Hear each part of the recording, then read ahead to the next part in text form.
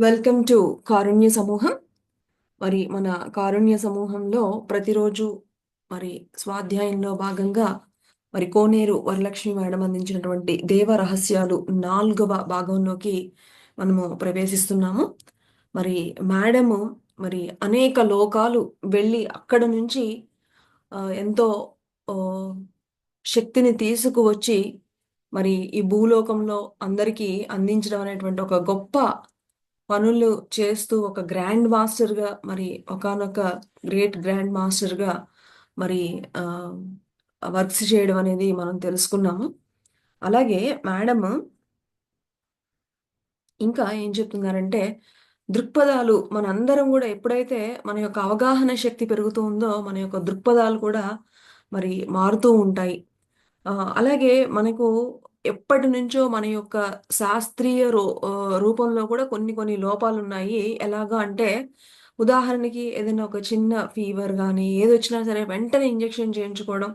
ఇలాగా మనకి అన్నీ గూడా అలాగా మనం అలవాటు చేసేసుకున్నాము. కానీ మన యొక్క ధ్యాన శక్తితో కూడా మనము పోగొట్టుకోవచ్చు. ప్రతీదీ కూడా మనకొకటి వచ్చింది అంటే దానికి కంపల్సరీగా దానికి మన యొక్క గత జన్మల యొక్క సంస్కారం ఉంటుంది. ఇదంతా గూడా మన తల భాగంలో మరి తలకి ఎడమ భాగాన గత జన్మల రికార్డు గూడా ఉంటుంది. అందులో అన్నీ గూడా రికార్డ్ అవుతూ ఉంటాయి. దాని ప్రకారమే అంతా కూడా జరుగుతూ ఉంటుంది. మనకి కంటికి కనిపించేదే కాదు. కనిపించకుండా ఎంతో ఎంతో ఉంది. అది మనకి ఆచార్య సాంగత్యంలో ఉన్నప్పుడు మనకి అర్థమవుతుంది. మనందరం గూడా మరి యొక్క దృక్పథాలు, మన యొక్క జీవన విధానము బావుంటే గనక మనము ఎంతో చక్కగా చక్కటి జీవితాన్ని పొందొచ్చు. మరి మన జీవిత విధానము సరి అయిన విధంగా ఉండాలి అంటేనే అందుకుగానే మనకి పత్రిజీ మనకి 18 ఆదర్శ సూత్రాలు అని ఇవ్వడం కూడా జరిగింది. దాన్నందరిని వాటన్నింటిని కూడా మనం పాటించాలి అని చెప్తుందనమాట. ఇంకా ఇంక దైవం అనేది ఒక పదార్థం గాదు. అది ఒక తత్వము అని చెప్తున్నారు. ఎప్పుడైతే మనము ప్యూర్‌గా మనల్ని మనం ప్యూరిఫై చేసుకుంటామో, అప్పుడు ఆ తత్వం మనలో ఉంటుంది. మనము ఎప్పుడైతే సరి అయినటువంటి జీవన విధానం మనలో లేనప్పుడు, ఆ యొక్క తత్వం మన నుంచి దూరంగా వెళ్ళిపోతుంది. అంటే మనలో ఉన్నటువంటి ఆ దైవ గుణాల్ని మనం పోగొట్టుకుంటాము అని చెప్తున్నారు. ఇక్కడ అసలు మేడము బాగా మాతృ వ్యవస్థ గురించి ఎంతో ఎంతో గొప్పగా మరి మేడం మనకి చెప్తున్నారు. అసలు ఒకప్పుడు ఒకానొక సమయంలో రామ్‌తా అనేటువంటి మాస్టర్ ఉన్నటువంటి కాలంలో అసలు ఏ విధమైనటువంటి ఆహ్, వివాహాలు ఏమి ఉండేవి కాదు. స్త్రీలు యొక్క పరిస్థితి చాలా భయానకంగా ఉండేదట. అప్పుడు రామ్‌తా గారు తీసుకున్నటువంటి నిర్ణయమే మరి ఈ యొక్క కుటుంబ వ్యవస్థగా ఈ విధంగా ఉండడం మూలన స్త్రీకి ఒక రక్షణగా ఒక పురుషుడు ఉండాలి అని దాని పేరే వివాహం అని ఈ యొక్క కుటుంబ వ్యవస్థ అనేది ఏర్పడింది. అని చెప్తూ మరి మాతృస్వామ్య వ్యవస్థ గురించి అది ఎంతో గొప్పది. స్వామ్య అంటేనే దేవత అంటే ఒక స్వామిని ఒక గర్భంలో ధరించడం అన్నమాట. ఒక దేవతని ఒక దేవుడికి జన్మనివ్వడం అనేది ఒకానొక అద్భుతమైనటువంటి వ్యవస్థ మాతృ వ్యవస్థ. మరి అది ఎంతో ఎంతో ప్రేమతో ఉండాలి. అది కల్మషం లేకుండా ఏ తల్లి అయినా సరే కూడా తన బిడ్డల్ని ఎంతో ప్రేమగా పెంచుతుంది. మరి రక్షిస్తుంది. భూమాతకి శాంతిని కలిగిస్తుంది. కాబట్టి ఆహ్, ఆహ్, ఈ యొక్క తల్లి అవ్వబోయేటువంటి ప్రతి ఒక్క స్త్రీ కూడా చక్కగా ధ్యానము చేసి అహింసాయుతంగా ఉంటే ఒక చక్కటి దేవతలకి దేవుళ్ళకి మరి వారు జన్మనివ్వడానికి రెడీ చేసుకుంటే ఎంతో అద్భుతంగా ఉంటుంది. మరి అందులో భాగంగానే మేడం గూడా మరి యాస్ట్రల్‌గా ఎంతో వర్క్ చేస్తున్నారని మరి చెప్పడం గూడా జరిగింది. అంతే కాకుండా మేడం చెప్తున్నారు. ఈ యొక్క మాతృ వ్యవస్థ ఎందుకు ఇంత చూడండి మనం పక్షులు చూసినా, జంతువులు చూసినా, చేపలు చూసినా, వృక్షాల్లో చూసినా, ఏ ఒక్కటి చూసినా కూడా ఈవెన్ ఒక పక్షి కూడా తన నోటితో మరెక్కడి నుంచో తీసుకొచ్చి ఆహారాన్ని తీసుకొచ్చి తన బిడ్డలకి పెడుతూ ఉంటుంది. మరి ఈ మాతృ వ్యవస్థ అనేది ఎంతో గొప్ప వ్యవస్థ. మరి దాన్ని మనం ఇంకా చక్కగా మనం పెంపొందించుకోవాలి అని చెప్తున్నారు. అంతేకాకుండా మరి ఇంకా ఇది ఆహ్, నాలుగవ లోకములో ప్లైడియన్స్ అంటారు కదా! ఆ లోకంలో అయితే అసలు పిల్లల్ని కనాలి అంటే గనక భార్యాభర్తల యొక్క ఆలోచనలతో కేవలం వారి యొక్క మూడో కంటితో నుంచి వచ్చినటువంటి శక్తితోనే వాళ్ళు పిల్లల్ని కూడా సృష్టించుకుంటారు అని కూడా మరి పైలోకాలలో ఏ విధంగా ఉంటుంది ఈ యొక్క ఆ, సృష్టి క్రమం అనేది కూడా మనకి చెప్పడం జరిగింది. ఇంకా మరి ప్రతి తల్లి కూడా ప్రతి క్షణము కూడా తన లోపల బిడ్డ ఎలాగ పెరుగుతుంది, ఎలా కదులుతుంది, మరి తెల్లగా మరి ఆరోగ్యంగా పుట్టాలంటే ఎంత జాగ్రత్త తీసుకోవాలి అనేటువంటి మరి ఎంతో చక్కటి కేర్ తీసుకుంటూ ఎలాంటి స్వార్థము లేకుండా ఎంతో నిస్వార్థంగా తన బిడ్డల్ని పెంచుతుంది. మరి మరి ఎక్కడో కాదు, పరమాత్మ స్వరూపం అంటే అని బిడ్డ మీద చూపించేటువంటి ఆ చూపించేటువంటిదే ఆ దైవం అని కూడా చెప్తున్నారు మై డియర్ ఫ్రెండ్స్. మరి అలా చూసేటువంటి ఆ దైవమే తల్లి అని ఆ, మరి మేడం చెప్తూ మరి స్వర్గ పురాణము అని ఆ, అంటే మను చరిత్ర మను చరిత్ర గురించి కూడా ఇక్కడ మేడం చెప్తున్నారు. మను చరిత్రకి మరొక పేరు ఏంటంటే స్వర్గ పురాణము. మనువు 1000 సంవత్సరాలు తపస్సు చేసి 1000 సంవత్సరాలు మొత్తం జీవించినప్పుడు మరి దైవం అవుతాడు అని అది మను చరిత్రలో గురించి చెప్పడం జరిగింది. ఎప్పుడైతే శరీరంలో ఉన్నటువంటి అన్ని కోరికలు అన్ని పూర్తయ్యాక దైవం అవ్వడము, మోక్షగామి అవడం అనేది జరుగుతుంది. మరి కోరికలు తప్పు కాదు. అవి ధర్మయుతంగా ఉండాలి. మరి ధర్మబద్ధంగా ఉన్నప్పుడు ప్రతీది కూడా కరెక్టే అని కూడా ఇక్కడ చెప్తూ, అందుకనే పెద్దవాళ్ళు చూడండి మనల్ని 1000 ఏళ్ళు బ్రతుకుతావు నాయనా అని ఆశీర్వదిస్తారు కదా! అలా కూడా వచ్చింది. సో, అని చెప్తున్నారు మై డియర్ ఫ్రెండ్స్. మరి ఇంకా మన యొక్క స్థితిని బట్టి కూడా అంటే కొంతమంది ఎవరైతే లోపల ఒకటి, బయట ఒకటి అలా మాట్లాడే వాళ్ళందరినీ మేడం ఏమంటున్నారంటే, వాళ్ళు చాలా చాలా ఎదగనటువంటి ఏమాత్రము జ్ఞానము లేనటువంటి పిల్ల ఆత్మలు మాత్రమే అలాగా ఉంటారు. అది మనం అర్థం చేసుకోవాలి అని చెప్తున్నారు. ప్రతి ఒక్కళ్ళు కూడా వాళ్ళు ఆ విధంగా బిహేవ్ చేస్తున్నారు అంటే గనక వారి యొక్క స్థితి అని మనం అర్థం చేసుకోవడం కూడా నేర్చుకోవాలి అని చెప్తున్నారు. మనం ఎప్పుడు కూడా అందరితో కలిసినప్పుడు మనం అందరినీ గమనించుకుంటూ ఉండాలి. అలాగే మరి ఆహ్, ఒక ఆహ్, ఏ ఏ యొక్క మన రిలేషన్స్‌లో ఉదాహరణకి భార్యాభర్తలు కానివ్వండి, అన్నా చెల్లెళ్ళు కానివ్వండి, ఎక్కడైనా సరే కొంచెం అటు ఇటు ఉంటుంది గానీ, తల్లి బిడ్డల మధ్య మాత్రము మరి నిస్వార్థమైనటువంటి ప్రేమ ఉంటుంది అని మరి మాతృ వ్యవస్థ గురించి మరి మేడము చాలా చాలా మరి గొప్పగా చెప్తున్నారు మై డియర్ ఫ్రెండ్స్. ఎంత ఎంత మనము చాలా పిల్లల్ని కండం అనేది అది ఒకానొక దివ్యమైనటువంటి కార్యక్రమం అని మరి చెప్తున్నారు. ఆహ్, ఇంకా అసలు ఆహ్, పారవస్యము అనేది ఆహ్, పారవస్యమే నైవేద్యం అని చెప్తున్నారు. అసలు పారవస్యము అంటే ఆహ్, భగవంతుడికి నైవేద్యం పెట్టడం. అసలు నైవేద్యం అంటేనే పార నైవేద్యం అంటే మనకు తెలిసిందేంటంటే, ఆ పరమాన్నము, పులిహార ఇలాంటివన్నీ ఉన్నాయి గదా! ఇవి అనుకుంటాము. అసలు పారవస్యం అనేది అసలు ఎప్పుడు కలుగుతుంది అంటేనట, ఒక్క స్త్రీకి పారవస్యము ముఖ్యంగా మరి ఒక భార్యాభర్తల పారవస్యము అప్పుడు కలుగుతుంది. అలాగే బిడ్డ పుట్టినప్పుడు పారవస్యం కలుగుతుంది. బిడ్డకి పాలు ఇచ్చేటప్పుడు పారవస్యం అనేది కలుగుతుంది. ఇక్కడ మేడము భార్యాభర్తల పారవస్యం అనేది ఒక 2% కానీ తల్లి తల్లి బిడ్డల పారవస్యం మాత్రము 10% 10కి 10% ఉంటుందంట మై డియర్ ఫ్రెండ్స్. అది సృష్టి యొక్క ప్రకృతి యొక్క సిద్ధాంతము. మరి ఈ యొక్క మాతృ వ్యవస్థ అనేది అంత గొప్పది అని మేడము మనకి చెప్తున్నారనమాట. ఒక బిడ్డని కానీ మరి ఆ బిడ్డని ఒక తల్లి గాని, తండ్రి కానీ మరి వాళ్ళ యొక్క గుండెలకు హత్తుకున్నప్పుడు సర్వము మర్చిపోతాము. అది ప్రతి ఒక్క తల్లికి, తండ్రికి తెలుసు. ఆహ్, అందువల్ల గర్భం ధరించడం అనేది ఒకానొక దివ్యము అని మేడం చెప్తున్నారు. మరి ఆహ్, గర్భము ఎలా ఉండాలి అంటేనట, వాళ్ళ ఆలోచనలు ఎలా ఉండాలి, వాళ్ళ దృక్పథాలు అంటే గర్భం ధరించేటప్పుడు ఎంత జాగ్రత్తగా ఉండాలనేది కూడా చెప్తుందనమాట. వాళ్ళ యొక్క ఆలోచనలు, వాళ్ళ స్థితి అన్నీ చూసుకుని వచ్చేటువంటి ఆ యొక్క శిశువు రావడం అనేది జరుగుతుంది. ఎప్పుడైతే పెళ్ళిళ్ళు చేసుకున్నటువంటి ప్రతి ఒక్కరూ, అలాగే ధ్యానం చేసిన ప్రతి ఒక్కరూ, పెళ్లి చేసుకోవలసినటువంటి యువత ప్రతి ఒక్కరూ తెలుసుకోవాల్సినటువంటి విషయాలు ఇవన్నీ కూడా అని మరి చెప్తున్నారు.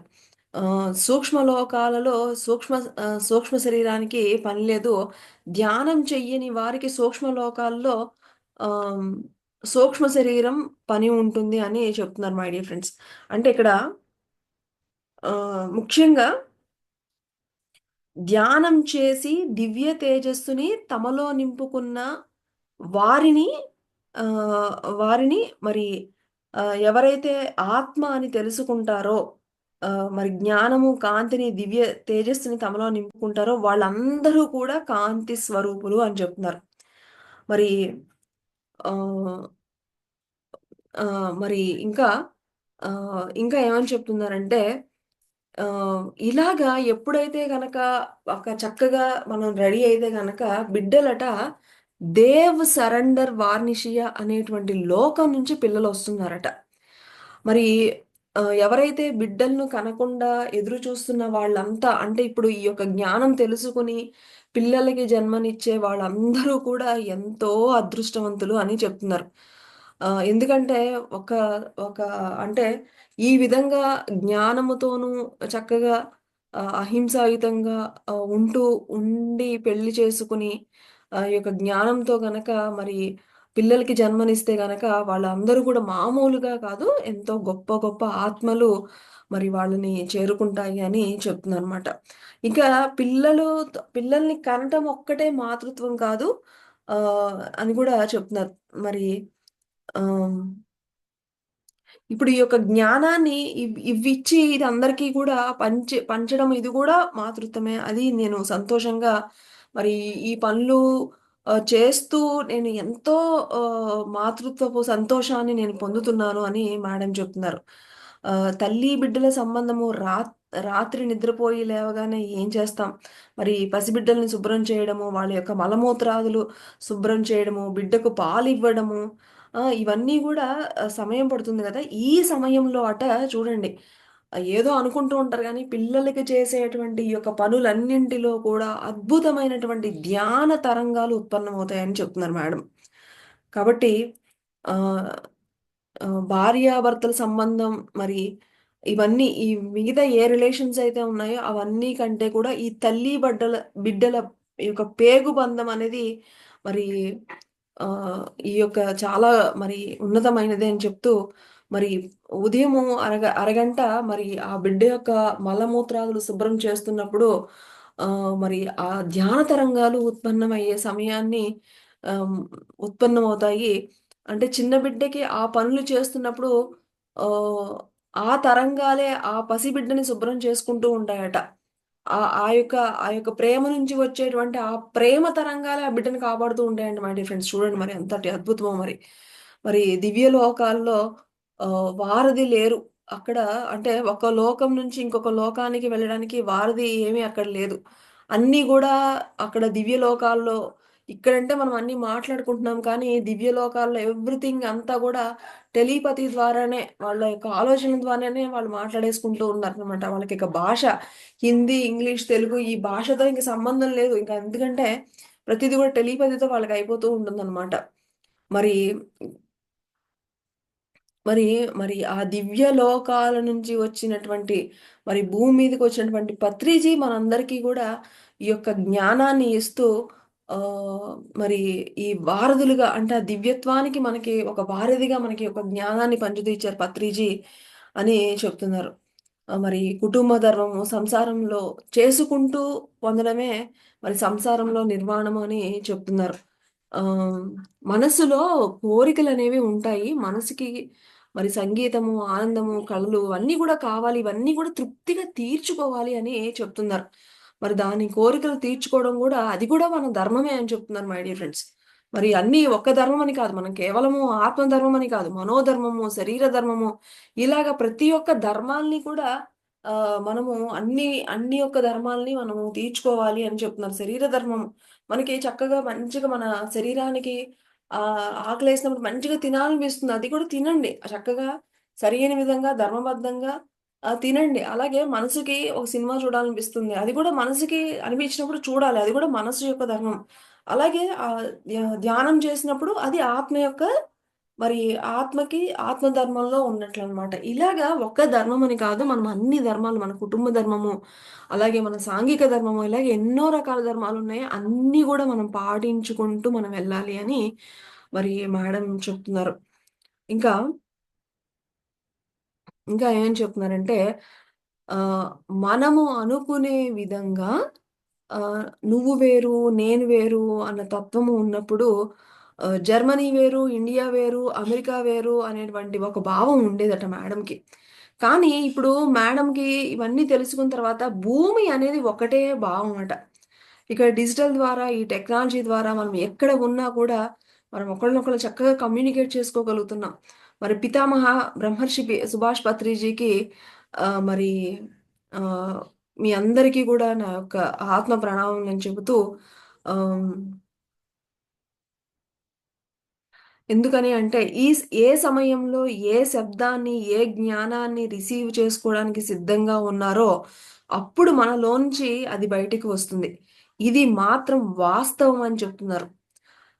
ఇప్పుడు అందరూ ఎంతోమంది పిరమిడ్ మాస్టర్స్ రెడీ అయ్యారు కాబట్టే, నేను ఈ యొక్క జ్ఞానాన్నంతటిని కూడా ఇప్పుడు మీరు అంటే మేడం కొన్ని రోజులు అసలు ఏమీ చెప్పకుండా మౌనంగా ఉన్నారు గదా! ఇప్పుడు టైమొచ్చింది కాబట్టి, ఇప్పుడు నా నుంచి మీకు ఈ జ్ఞానం వస్తుంది అని ఇది మాత్రం వాస్తవము అని చెప్తున్నారు. మరి మనము గనక మనస్సు గనక శుద్ధి చేసుకుంటే సమస్తము శుద్ధి అవుతుంది. మనస్సుతోటే మనకు అన్ని గందరగోళాలన్నీ గూడా ఏర్పడుతున్నాయి. అందుకని దీన్ని ఆహ్ పిరమిడ్ మాస్టర్సు, మీరందరూ గూడా కో క్రియేటర్స్, నా దేవుళ్ళు, మీరందరూ గూడా చక్కగా ప్యూర్‌గా అయిపోయి ఆహ్, మంచిగా మీరు ఎదగాలని నేను మనస్ఫూర్తిగా కోరుకుంటున్నాను. విశ్వశక్తి అంటే మనం చేతులు కట్టేసుకొని, కాళ్ళు కట్టేసుకొని, నోరు కట్టేసుకొని, ఆలోచనలు కట్టేసుకొని, శ్వాస మీద ధ్యాస పెట్టినప్పుడు బ్రహ్మరంధ్రం ద్వారా లోపలికి వెళ్ళేది విశ్వశక్తి. ఇక్కడ ఏమి చెప్పారు అంటే ఆలోచనలు కట్టేసుకోవాలి. వచ్చేటువంటి ఆలోచనలని మనసును కట్టేసుకొని ఆలోచనలు కట్టేసుకొని మనసును కట్టేసుకోమని చెప్పలేదు. మనసుని మనం కట్టుకోలేము అని చెప్తున్నారు. కానీ మనస్సులో నుంచి వచ్చే ఆ ఆలోచనలను మాత్రం మనం ఆపగలము అని చెప్తున్నారు. మరి ఈ టెక్నిక్ ఇచ్చారు అని చెప్తున్నారు. చూడండి మేడం ఏం చెప్తున్నారంటే మనము ఇక్కడ మ మనము ఆలోచనలను ఆహ్, మనము ఆలోచనలను ఆహ్, కట్టేసుకొని వచ్చేటువంటి ఆలోచనలు కట్టేసుకొని మనస్సును కట్టుకోమని చెప్పలేము. మనస్సుని మనం కట్టుకోలేము. ఆ మనసు ఏదో ఒకటి చెప్తూనే ఉంటుంది. కానీ ఆ ఆలోచనలను మనము ఆపగలము అని చెప్తున్నారు. ఆలోచన ఆపివేసినప్పుడు మొత్తం ఖాళీ అయిపోతుంది. ఆ ఖాళీ అయినప్పుడు ఇంకొకటి కొత్తది పాత్రలోకి రావడానికి ఎప్పుడు కూడా సిద్ధమవుతూ ఉంటుంది. ఇవన్నీ ఖాళీ చేయడానికే వేళల్లో వేళ్ళు పెట్టుకొని కళ్ళు మూసుకోవడం, మాట్లాడకుండా ఉండడం, వినకుండా ఉండడం, నిశ్శబ్దంగా ఉండడం ఇదంతా ఏమిటి అంటే ఆలోచనలు ఖాళీ చేయడానికి అని మళ్ళా మేడం మనకి క్లియర్‌గా వివరంగా చెప్తున్నారు మై డియర్ ఫ్రెండ్స్. మరి ఈ విధంగా ఉన్నప్పుడు మన యొక్క శక్తి బ్రహ్మరంధ్రం ద్వారా లోపలికి వెళ్తుంది. ఈ మనస్సు పొరలు పొరలుగా భూగోళం కంటే 1000 రెట్లు ఎక్కువగా ఉంది. భూగోళం కంటే 1000 రెట్లు అయినటువంటి మనస్సు ఇందులో ఉందని ఏ రోజైనా అసలు మనం ఊహించామా? మనసు పదార్థం కాదు కదా! అది తరంగం కాబట్టి అది ఎంతైనా సరే ఉంటుంది. కానీ అది ఎక్కడ ఉంది? ఈ ఈ పదార్థంలోనే ఉంది. ఈ శరీరంలోనే ఉంది. ఈ తలలోనే ఉంది. ఇంతటి దాన్ని మనం శుభ్రం చేసుకోవాలంటే మన వల్ల కాదు. అందుకే పత్రిజీ ఈ టెక్నిక్‌ని మనకి అందించారు అని చెప్తున్నారు. ఓకే. మరి పత్రిజీకి ఈ టెక్నిక్ అందించడానికి యుగమే పట్టింది. ఒక యుగం పట్టిందని చెప్తున్నారు. ఎందుకంటే ఎక్కడ మనకి ఎలాంటి నియమాలు లేవు. ఎలాంటి షరతులు లేవు. మన సంసారంలో ఉంటూ కూడా ధ్యానం చేసుకోవచ్చని మరి అందరికీ కూడా మరి ఎలాంటి వాళ్ళైనా సరే సులభంగా వాళ్ళ వాళ్ళ కర్మల నుంచి పడేయాలనే పత్రిజీ మనకి మార్గాన్ని అందించారు. ఆయన ఒక గొప్ప ఆధ్యాత్మిక శాస్త్రవేత్త. మరి ఈ ధ్యానం ద్వారానే నేను అన్నీ పోగొట్టుకున్నాను. మోకాళ్ళ నొప్పి, నడుము నొప్పి, నా హార్ట్ మరి పైల్స్ ఎన్ని సమస్యలు అన్నీ పోయాయో, ఏదైనా ప్రాబ్లం వచ్చినా నేను ధ్యానమే చేసుకుంటాను. ఆహ్, మరి నాకు తెలుసు నా ఊపిరితిత్తుల్లో ఆ కర్మ ఉందని. అయితే ఆ కర్మని ఎలా క్షయం చేసుకోవాలి అన్నది నేను సంవత్సరం నుంచి పరిశోధన చేస్తున్నాను. ఆ పరిశోధనకు వచ్చిన ఫలితమే ఈరోజు నేను మీ ముందు ఆ ఫలాన్ని మీకు అందజేస్తున్నాను. పరిశోధన చేయకుండా పైనుంచి మాస్టర్స్ టిక్ పెట్టకుండా, పత్రి గారి ఆర్డర్ లేకుండా నేనసలు నా నోటిలో నుంచి ఒక్క మాట గూడా నేను మీకు చెప్పను. ఎందుకంటే మనం చెప్పింది ఒకరికి మేలు చేయాలి. మేలు చేయకపోతే నోరు మూసుకొని కూర్చోవాలి అని చెప్తున్నారు. ఇక ఇప్పుడు నేను ఇదే శ్వాసను మళ్ళా గమనిస్తూ కూర్చున్నాను. శ్వాసను గమనిస్తూ కూర్చున్నప్పుడు మొత్తము ఈ శరీరం అంతా ఏమీ అసలు కనిపించట్లేదట. ఏదో ఒక జ్యోతిలాగా కేవలము గాలి అలా లోపలికి వెళ్ళడము, రావడము, అది కూడా స్పర్శ. ఈ శరీరం ఉంటేనే మనకి స్పర్శ తెలుస్తుంది. కానీ ఈ శరీరమే కనిపించట్లేదు. ఆ ఖాళీ గొట్టంలో నుంచి గాలి వెళ్తున్నట్లు, వస్తున్నట్లు కనపడుతుందట. అది ఎంతో పెద్ద పైపులో నుంచి వెళ్ళి, అది ఎంతో పెద్ద మురికిని పక్కకు తోసివేస్తున్నట్లు మేడంకి కనిపిస్తుందట. ఏదో కొత్తగా కనపడుతున్న మళ్ళా ధ్యానంలో కూర్చున్నారట. మళ్ళా చెక్ చేస్తే మరి ఉచ్ఛ్వాస, నిశ్వాసాలు కనిపిస్తున్నాయట. ఇంతకు మునుపు తెలియని ఒక విషయం నాకు తెలిసింది. కో క్రియేటర్స్ అన్నారు. ఈ భూమి మీద అద్భుతమైన ఒక మానవుని సృష్టించి వదిలారు. కానీ ఈ అద్భుతమైన మానవుడు ఎవరు? దేవుడే ఆ దైవము. మరి ఆ దైవం క్షీణించిపోయి మనిషి ఇలా తయారైపోయాడు అని తెలిసినప్పుడు నేను ఎంతో మాధవుడే ఇలాగా అన్నీ చేసుకుంటూ మరి మానవుడైపోయాడని నేను దిగ్భ్రాంతి చెందాను అని అంటున్నారు. మనము దైవమేనా? మనకు అన్నీ తెలుసా? అన్నీ మనలోనే ఉన్నాయా? ఏ లోకం కావాలంటే ఆ లోకానికి వెళ్ళగలమా? అందరి గురించి ఆలోచించగలమా? మరి అన్నీ ఉండి ఎందుకు మనకి ఈ ఏడుపు, ఈ రోగాలు ఇవన్నీ అని ఆహ్, తెలుసుకోవాలని ఒక్క ప్రయత్నం కూడా చేయలేదు. మరి అలాంటి స్థితిలో ఉన్న నాకు ఒక ప్రశ్న వచ్చింది. ఎలా ఇవన్నీ సృష్టించబడుతున్నాయి?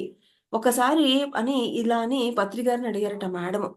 ఇవన్నీ ఏమిటి సార్? ఇవన్నీ భూమి మీద ఎందుకు ఉన్నాయని, ఏమిటి అని దైవము ఒక మంచి కార్యక్రమం కోసం భూమి మీద సృష్టిని సృష్టిస్తే ఈ మానవుడు పనికిరాని చెత్తనంతా క్రియేట్ చేశాడు. వాళ్ళు క్రియేట్ చేసిందే ఆ చెత్త అంతా అన్నప్పుడు నాకు ఆ రోజు అర్థం కాలేదట. మేడంకి అర్థం కాలేదట. కానీ ఈరోజు తెలిసిన తర్వాత ఇది నేను చెప్పకుండా ఉండలేకపోతున్నానని మేడం చెప్తున్నారు. లోపలికి వెళ్ళే గాలి మనకి ఆక్సిజన్ ఇస్తుంది. అదే గాలి మళ్ళీ కార్బన్ డయాక్సైడ్‌ని వదులుతుంది. ఈ గాలే లోపలికి వెళ్ళి ప్రాణశక్తిని ఇచ్చి గుండె కొట్టుకోవడానికి ఉపయోగపడుతుంది. మళ్ళా ఇదే గాలి మనకి పనికి రాకుండా బయటికి వస్తుంది. ఏది పనికి రాకుండా తీసుకువస్తుంది? ఆ! ఒకే గాలి లోపలికి వెళ్ళి ఇంత ప్రాణశక్తి మనకి ఇచ్చినప్పుడు, మళ్ళా కార్బన్ డయాక్సైడ్ ఎలా వస్తుంది? లోపల ఉండే ఆ మురికి బయటికి తెస్తుంది. ఆ! ఇది మనకి పనికిరాదు. చెట్లకు పనికొస్తుంది. అది తర్వాత పాయింట్. కానీ ఇప్పుడు నేను చూస్తూ ఉన్నప్పుడు ఎంతో పెద్ద గొట్టం ద్వారా బయటికి వెళ్ళి దగ్ధమైపోతుంది. ఏమిటిది? ఎక్కడి నుంచి వెళ్తుంది అని చూస్తూ ఉంటే మేడంకి ఒక దృశ్యం కనిపించిందట. ఏంటంటే మేడం ఎక్కడో క్లాస్ చెప్తున్నట్లు, ప్రపంచ దేశాల్లో ఎవరెవరో ఉన్నారో నాకైతే తెలీదు కానీ, మరి ఎంతమంది మానవ శరీరాలు తీసుకున్నటువంటి దేవతలు కానీ, తమను తాము మర్చిపోయినటువంటి దేవతలు కానీ, తమకు తెలుసుకున్నటువంటి దేవతలు గానీ, అందరూ ప్రపంచం మొత్తం ఒక్కసారిగా మేడంకి కనిపించారట. ఏంటి? మేడము అందరికీ ఈ క్లాస్ చెప్తున్నట్టుగా కనిపించారట. ఎలా కనిపించారు అంటే, అది రూపాలుగా కాదట.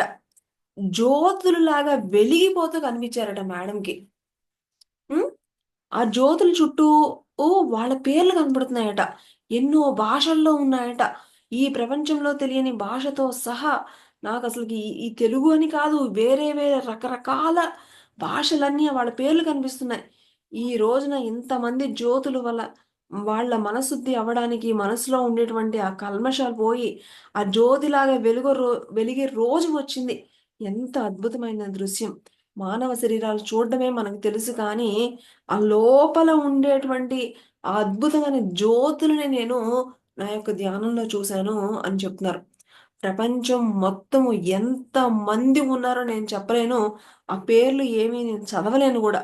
అలాగ వెళ్ళిపోతూ ఉన్నాయట. అవన్నీ గూడా గుండ్రంగా, గుండ్రంగా తిరుగుతున్నాయట.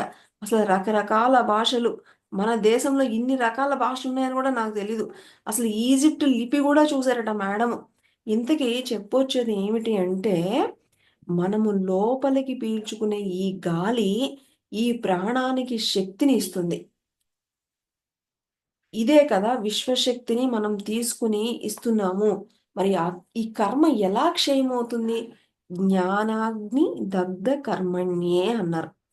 ఇది ఎలా నశించిపోతుంది? ఎలా ఈ ఆరోగ్యం బాగుపడుతుంది? ఆరోగ్యం బాగుపడింది అంటే కర్మ దగ్ధం అయిపోయినట్టే. ఆ దగ్ధం ఎలా అవుతుంది? ధ్యానానికి ముందు కర్మ దగ్ధం అవ్వలేదు కదా! అందుకే రోగాలు తగ్గట్లేదు అని చెప్తున్నారు.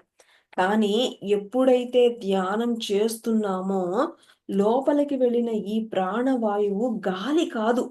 బయట తిరిగేది అంతా గాలే కానీ ఇది ప్రాణవాయువు. ఈ ప్రాణవాయువు లోపలికి వెళ్ళి ధ్యానం ద్వారా విశ్వశక్తిని లోపలికి రాగానే అది నాడీ మండల శుద్ధి చేస్తూ ఉన్న దాని యొక్క ప్రకంపనలు అన్నీ బయటికి వస్తాయి. ఫ్రెండ్స్ మేడము ఏం చెప్తున్నారంటే, మనం ఎప్పుడైతే ధ్యానం చేస్తూ ఉంటామో, అప్పుడు లోపలికి వెళ్ళినటువంటి ఈ యొక్క మనము గాలి అనుకుంటున్నామో, అది ఎప్పుడైతే లోపలికెళ్ళిందో, ఆ యొక్క ప్రాణవాయువు మరి ఆహ్, ఎప్పుడైతే మనం ధ్యానంలో కూర్చున్నప్పుడు, ఆ విశ్వశక్తి లోపలికి రాగానే, మరి నాడీ మండల శుద్ధి చేస్తూ, ఆ యొక్క ఏమైతే ఆ యొక్క ప్రకంపనలున్నాయో, అవన్నీ గూడా బయటికి పంపిస్తాయట. ఒక గాలి ప్రకంపన ఎంత దూరం వెళుతుందో, అలాగే ఈ విశ్వశక్తి నాడీ మండలం నుంచి ప్రకంపనలు బయటకు వచ్చేసి, ఇవి ఈ పీల్చుకున్న ప్రాణవాయువు నుంచి ఆహ్, ఉంచి మిగతాది ఏం చేస్తుంది? మళ్ళీ కార్బన్ డయాక్సైడ్ గానో, లేకపోతే ఇంకొకటి గానో బయటికి రావడం లేదు. బయటికి ఎలా వస్తుంది? లోపల ఉండే కర్మలను దగ్ధం చేసేసింది మొత్తం అని చెప్తున్నారు. ఈ అగ్ని ఆ విశ్వశక్తిని తోడు తీసుకొని మరి ఈ లోపల ఉండేటువంటి మొత్తం కర్మని దగ్ధం చేసి, ఆ దగ్ధం చేసినటువంటి గాలిని మళ్ళీ విశ్వా మరి నిశ్వాసగా బయటికి పంపిస్తుంది. ఇది మేడము మేడం యొక్క ధ్యానంలో చూసినటువంటి దృశ్యం అని చెప్తున్నారు. ఇలాగా ఏ రకంగా కర్మ బయటకు వస్తుంది? ఎలా వస్తుంది? గుండె చప్పుడు ద్వారా ఇంతకు మునుపు ఉండే గుండె చప్పుడు వేరు. ధ్యానం చేసిన తర్వాత గుండె చప్పుడు వేరు. కర్మ దగ్ధం అయిపోతూ ఈ గుండె చప్పుడు ప్రతి నిమిషము మనం నిద్రపోతున్నప్పుడు కూడా ఎన్ని సార్లు కొట్టుకుంటుందో సెకండ్‌కి. ఆహ్, ఆ కొట్టుకుంటున్న ప్రతిసారి కూడా మన లోపల ఉండే ఈ కర్మని ఆ చప్పుడు ద్వారా అంటే శబ్దం ద్వారా బయటకు నెట్టేస్తుంది అని చెప్తున్నారు. చూడండి మనం నిద్రపోయేటప్పుడు ఆ గుండె కొట్టుకునే ప్రతిసారి కూడా ఈ కర్మలన్నీ బయటికి పంపించేస్తూ ఉంటుందట. హ్మ్. రెండో పాయింట్ ఏం చెప్తున్నారంటే, మన నోట్లో నుంచి ఆవిరి వస్తుంది. ఆ ఆవిరి ద్వారా కూడా బయటికి వెళ్ళిపోతుందట. అలా ఆవిరి ద్వారా, గుండె చప్పుడు ద్వారా బయటికి వెళ్ళిపోతుంది. లోపల ఆ విశ్వాగ్నితోటి కలిసి దగ్ధం అయిపోయి, దీని ద్వారా మళ్ళా నిశ్వాస ద్వారా బయటికి వెళ్ళిపోతూ ఉంటాయి. కళ్ళు మూసుకొని శ్వాస మీద ధ్యాస పెట్టడం వల్ల కర్మ చూడండి ఏ రకంగా ఎలాగా క్షయమైపోతుందో అనేది నేను అద్భుతంగా చూశాను అని మేడం చెప్తున్నారు. ఇవన్నీ కూడా నేనెంతో పరిశోధించానని చెప్తున్నారు. మరి ఆరోగ్యం బాగుంది అంటున్నాం. మరి మానసిక ప్రవర్తన మార్పు వస్తుంది. ఎన్నో రకాలుగా పిరమిడ్‌లు కట్టిస్తున్నాము. ఆ! కొత్త వారికి, ఎవరికి 10 మందికి ధ్యానం చెప్పినా దానికంటే ఇక అల్టిమేట్ ఇంకసలు లేనే లేదు అని చెప్తున్నారు. ఇది చాలా చాలా ముఖ్యమనేది చెప్తున్నారు. చూడండి ఎవరికైతే ధ్యానం చెప్తున్నామో అంటే అదసలు అల్టిమేట్ అంటే ఇంక దానికి మించింది ఇంకొకటి లేదని చెప్తున్నారు. ఇన్ని రకాలైన పనులు చేస్తున్నా చాలా మందిలో గుణాలు మారలేదు. ఇంకా నేను గొప్ప, ఒకప్పుడు నేను కూడా అలాగే అనుకున్నా. అబ్బో! నాకు చాలా తెలుసు. వీళ్ళకేమీ తెలీదు. కానీ వాళ్ళు తర్వాత తెలుసుకుంటారు. నేను ముందు తెలుసుకున్నాను అన్నది జ్ఞానం వచ్చిన తర్వాత నాకు అర్థమైంది. అంటే నెమ్మది నెమ్మదిగా అందరూ మారుతారు. ఫస్ట్ అందరూ అలాగే ఉంటారు. తర్వాత మారుతారు. ఆ! అంతా ఒకటే. కాకపోతే ఒకళ్ళు ముందు, ఒకళ్ళు వెనక. అంతకు మించి ఇంకేమీ లేదు. మరి ఈ గుణాలు అనేవి చాలా మందిలో ఎంతో గొప్ప మాస్టర్ అయినా సరే, ఆ గుణాలు పోవట్లేదు. ఎవ్వరిని నే ఎవరిని నేను ఇక్కడ జడ్జ్ చేయడం లేదు కానీ, నా గురించి నేనే చెప్పుకుంటున్నాను. కొన్ని గుణాలు ఉన్నాయి. ఈ గుణాలు ఎందుకు పోవు? ఇక్కడ మనస్సుని ఎవరికి వాళ్ళవి మనమే చెక్ చేసుకోవాలి. ఒక సంఘటన జరిగినప్పుడు ఒక మనసు ఎలా ఉంది? కనీసం అసలు నా మనసు ఏమిటో నాకు తెలియాలి గదా! నేను కరెక్ట్ అంటున్నాను. కానీ నా మనసు ఏమిటి అనేది నేను పూర్తిగా తెలుసుకోవాలి అని అంటున్నారు. ఆహ్, ధ్యానము లేకముందు మన లోపల ఇన్ని భావాలు అసలు క్రియేట్ అవుతున్నాయనే అవగాహన లేదు. మరి ఆహ్, ఈ భూమికి ఒక శక్తి ఉంది. ఇది సృష్టి. ఒక గింజ పెట్టినా మొక్క వస్తుంది. మరి ఇద్దరు కలిసినప్పుడు ఒక బిడ్డ పుడుతుంది. ఇది క్రియేషన్. కానీ ఒక భావన, భావనంటే మన లోపల సరికాని భావన కానీ, సరి అయిన భావన కానీ, ఆ నిశ్వాస ద్వారా బయటకి వచ్చినప్పుడు అవి క్రియేట్ అవుతున్నాయి. మరి అది తెలుసుకున్నప్పుడు నాకైతే గనక ఒళ్ళంతా జలధరించింది అని చెప్తున్నారు. ఈ పాములు కానీ, పుట్టలు కానీ, మిగతావి ఏమైనా సరే ఈ భూమండలంలో ఏమైతే ఉన్నాయో అవి అన్నీ మనమే క్రియేట్ చేశామని చెప్తున్నారు. అది మన ముక్కులో నుంచి వచ్చినటువంటి ఆ భావన అనేది గాలితో కలిసి బయటికి రాగానే ఈ భూమిలో ఒక రూపం అనేది ఏర్పడుతుందట. ఆ! బియ్యం మనం చక్కగా డబ్బాలో పోసి పెడతాము. కందిపప్పు పెడతాము. పురుగు ఎక్కడి నుంచి వస్తుందో తెలీదసలు. అసలు బాక్టీరియా ఎక్కడి నుంచి పుడుతుందో తెలీదు. ఇవన్నీ గూడా ఎలా వస్తున్నాయంటే భావాలే అని చెప్తున్నారు మై డియర్ ఫ్రెండ్స్. ప్రపంచమంతా కూడా నాశనం అయిపోవడానికి కారణం ఏంటి అంటే, ఈ యొక్క సరికాని భావాలే అని చెప్తున్నారు. మరి నిస్వార్థంగా ఉండాలి. అందుకనే మన యొక్క భావనలనేవి చాలా చాలా ఇంపార్టెంట్. ఎంతో నిస్వార్థంగా ఉండాలి. ఆహ్, ఇలాగా ఇలాగ నిస్వార్థంగా ఉండే వాళ్ళని మనం వేళ్ళ మీద లెక్కపెట్టుకోవచ్చని చెప్తున్నారు. ఎంతసేపు నేను బాగుండాలి, నా మొగుడు బావుండాలి, నా కుటుంబం బావుండాలి. ఆ! ఆహ్ నా అనేదే వస్తుంది కానీ, మరి ఈ నాలో నుంచి ధ్యానంలోకి వచ్చినాకే, ఈ నా నుంచి మనం ఎక్కడిలోకి మారతాము? మనలోకి మారతాము. ఈ భూమండలం మొత్తం బాగుండాలి. ఈ మరి నేను బాగుండాలి అని కూర్చున్నాను బానే ఉంది. మరి ఈవేళ కరోనా వచ్చింది. నా ఇంటికి రావద్దు అంటే ఊరుకుంటుందా? మొత్తం బాగుండాలి. ఏదైనా మొత్తం మీద ఆలోచన రావాలి. ఇంత గొప్ప గుణం ఉండాలి. గొప్ప గుణం పక్కన పెట్టండి. దాని అర్థం తెలిసి ఉండాలి. ఆ! మరి ధ్యానము మరి మాంసం మానిపించేసి మానేయాలి. అందరికి కూడా ధ్యానం చెప్పాలి. అందరం బాగుండాలి అని మేడం చెప్తున్నారు. మరి ఇప్పుడు ధ్యానంతోటి కర్మలన్నీ కూడా దగ్ధమయ్యి మరి క్రొత్తగా ఇక చెడు అనేది ఇంక పుట్టదనమాట. ఎవరైతే ధ్యానం చేస్తున్నారో వాళ్ళ ఆలోచన కానీ, వాళ్ళ సరికాని భావాలు కానీ ఈ నిశ్వాస నుంచి అవి దగ్ధమైపోయి వస్తున్నాయి అని చెప్తున్నారు.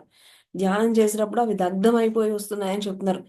మరి ధ్యానం తరువాత నీ కర్మ నీకు తెలియకుండానే నీ లోపల నుంచి దగ్ధమైపోయి క్రియేట్ అవ్వదు అని చెప్తున్నారు ఫ్రెండ్స్. అంటే ధ్యానం చేయకముందు అన్నీ గూడా క్రియేట్ అంటే ఆహ్,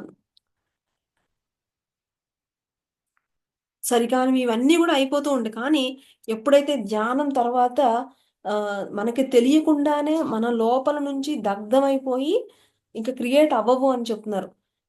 క్రియేట్ చేసుకున్నాం. అప్పుడు తెలియక మనం చాలా పిచ్చి పిచ్చియన్ని క్రియేట్ చేసేసుకున్నాము. మరి ఆహ్, నువ్వు ఎలాగా మరి శ్రీకృష్ణుడు నీ వాస్తవానికి నీవే బాధ్యుడివని చెప్పినప్పుడు ఆహ్,